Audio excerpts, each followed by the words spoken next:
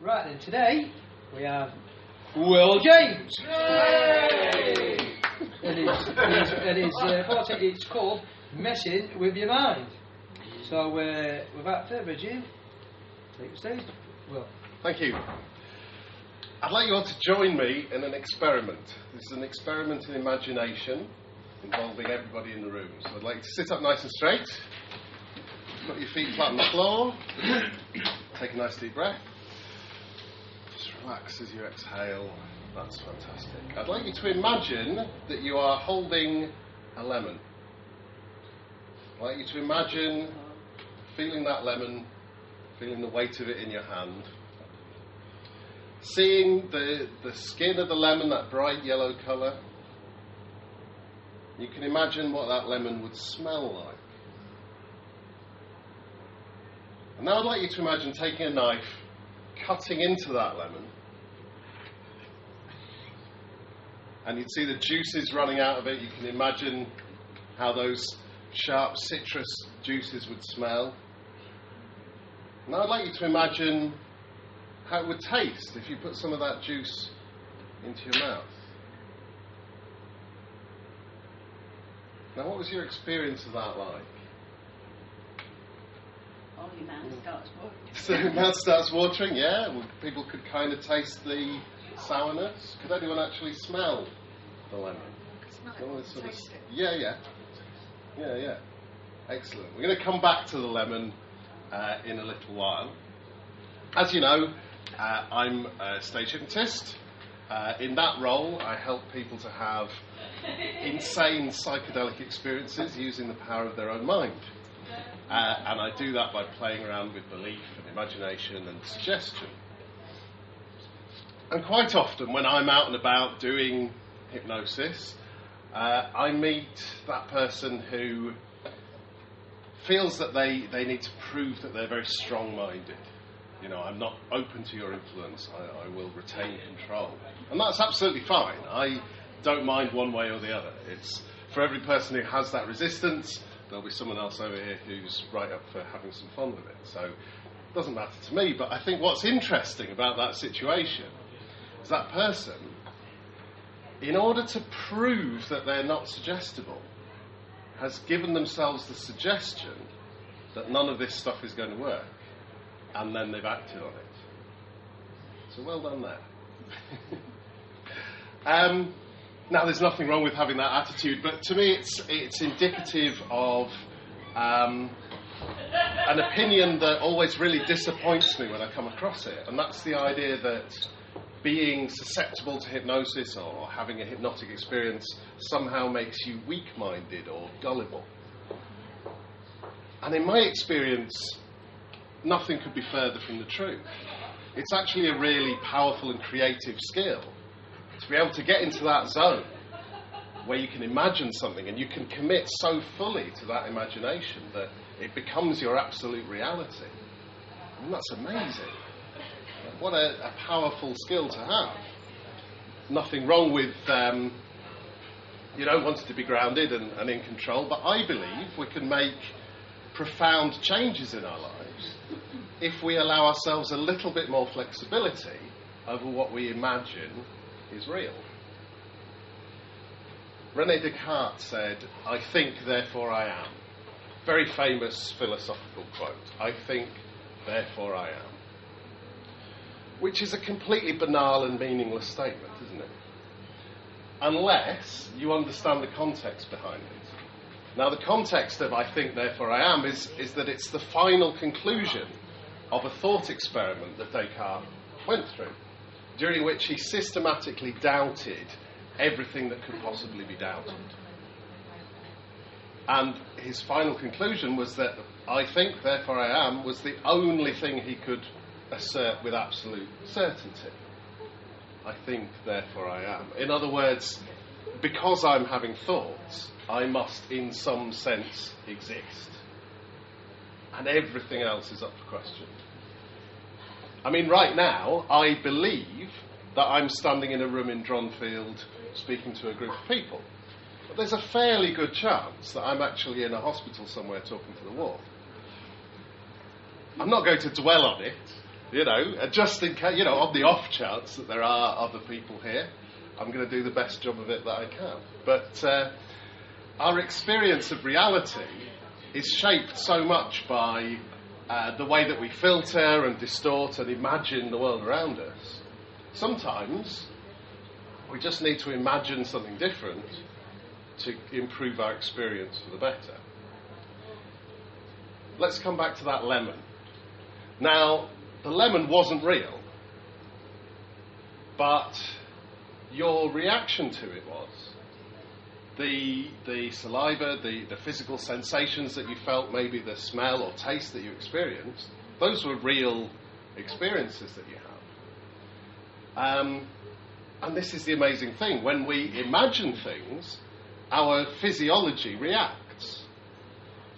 Even though we're fully aware that the original idea is imaginary, our physiology still reacts to those ideas. Many of us imagine, for example, that public speaking is scary. And when we imagine that, our physiology reacts to it, doesn't it? I mean, the danger is not real. But if your heart's pounding and your hands are shaking, those type of things, that experience is absolutely real. When we imagine things, our physiology reacts. I'm going to come back to physiology in a minute. But while we're on the topic of those fears and anxieties that sometimes hold us back from doing the things that we want to do, how often do we try to attack those fears with logic? We try to reason with ourselves, so we tell ourselves, well, these people want to hear you speak. They're on your side. They're interested in what you've got to say. Or we might say to ourselves, come on, it's only a tiny spider. It can't actually hurt me. I'm not in any physical danger. But when we're in those situations, what wins out of emotions and logic? Yeah, it's the emotional side that actually governs our behaviour. Because we're not logical thinking beings. We have the capacity to think and to be logical, but at our core, we're emotional feeling creatures. And that really is the fundamental principle behind everything that I talk about. It's finding ways to work with our innate human nature instead of trying to work against it.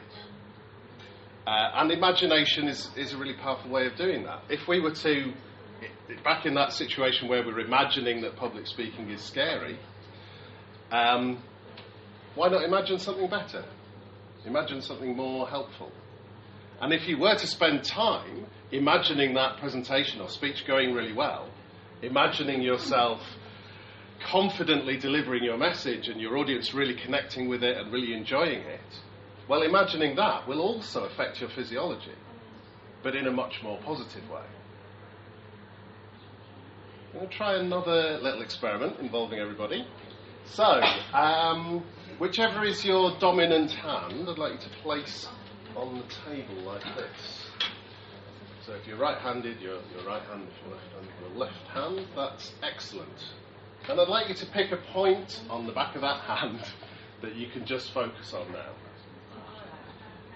You can feel your hand pressing into the table. You can feel the table pushing back against your hand. You can hear all the normal sounds around you. You can hear the sound of my voice. You can notice your breathing.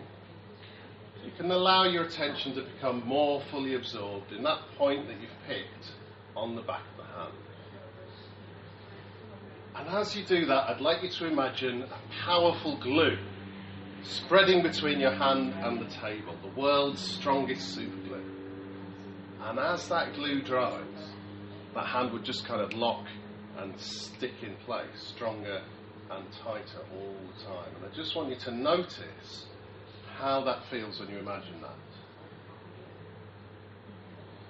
And that feeling that you have of your physiology reacting to that imagination can just kind of intensify now as you imagine the hand getting even more locked and stuck in place. As you do that, I'd like you just to notice whether the fingers or the palm are more stuck. If your fingers are more stuck, just nod your head now.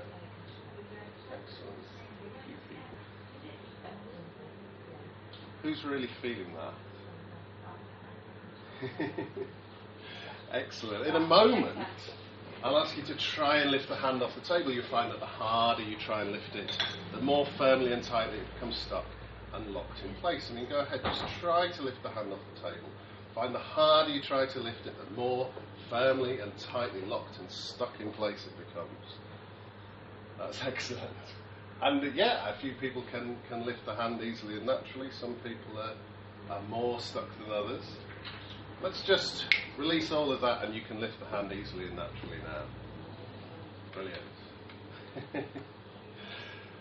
And you can notice how those ideas that I was talking to you about affected your physiology, yeah? You had a physiological reaction to the idea of a glue sticking your hand to the table. I'm going to try another little experiment, another thing to do with physiology. I'd like everybody to smile. And hold that smile. And it'll feel a little bit weird after a few seconds. But while continuing to smile, I'd like you to try to connect to some kind of negative emotion. Maybe somebody annoyed you, or you've lost an important client, or something like that. Yeah, absolutely. It's really hard to do, right? Because another interesting thing about our physiology is our physiology actually creates our emotions. It's not just that we smile because we're happy, it works the other way around as well. We feel happy because we're smiling.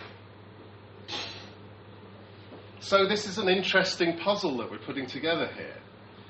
Our imagination affects our physiology affects our emotions affect our behaviour. So if we want to change our behaviour, imagination and physiology are a really good way into that process. If you adjust your things that you're imagining to more positive things, that affects you in a positive way. You can also enter this cycle at the physiology stage. So you can deliberately adjust your physiology to a more confident, happy, determined physiology, and in turn create those emotions. So these are all big ideas, big concepts. But what I don't want is for you to go home fired up and say, yeah, Will says that I can change my life using my imagination, but I'm not quite sure how. So I'd like to finish by taking it right back down to a solid technique that you can actually implement in your businesses in this area of working with our innate emotional human nature instead of trying to work against it. So I'm going to use the closest approximation to a flip chart that I could bring with me on the train today.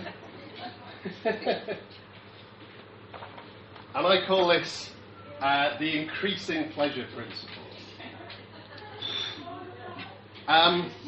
It's easiest to illustrate this by giving you an example. So, imagine that you go to see a film.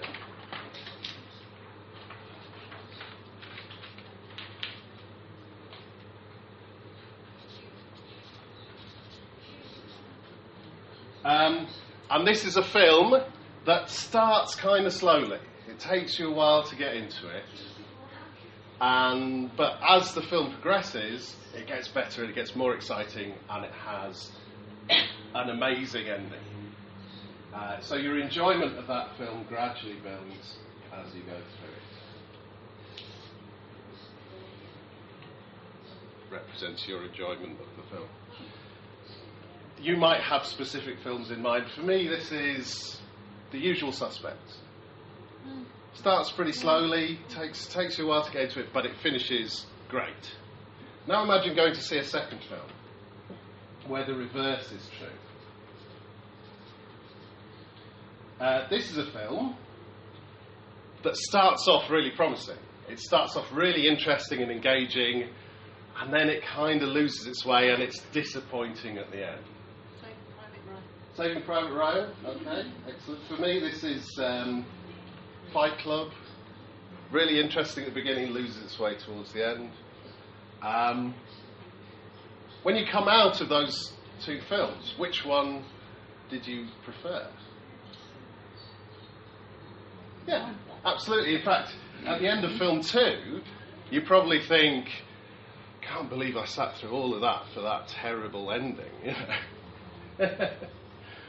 know? Whereas film 1, we think that's a great film. We'll be much more motivated to watch this one again because we have that positive experience of how it finished. But what's interesting here is the total amount of enjoyment you got out of each film is the same. And it demonstrates that we have much more positive attitudes and positive memories of activities that finish on a high. We can apply this to our working day. So the idea of getting the big, scary, uncomfortable task out of the way first thing in the morning is an idea we're probably all familiar with from Eat the Frog. Yeah, is everyone familiar with that phrase? Yeah. But the increasing pleasure principle is about more than just eating the frog. It's also about putting something at the end of the day that you really enjoy, that you really buzz off doing. When your working day finishes like that, how much more motivated will you be to get back to work tomorrow? Does that make sense? We can also apply this on a more micro level to individual tasks. So let's imagine that you have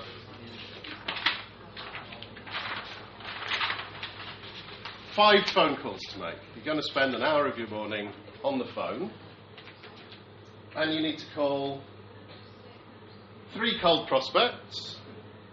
One of these calls is a hot lead. This is a referral you've got from networking, and you know that this person is in the market for what you're selling. One is an existing customer. This is a courtesy call that you need to make to add value to the service that you're providing to somebody. Now, leaving aside the fact that these 5 people are all self-employed, so what you're actually going to do is leave 5 answer phone messages. You know who you are. That little rant aside, these 3 are kind of scary. You might get told to piss off.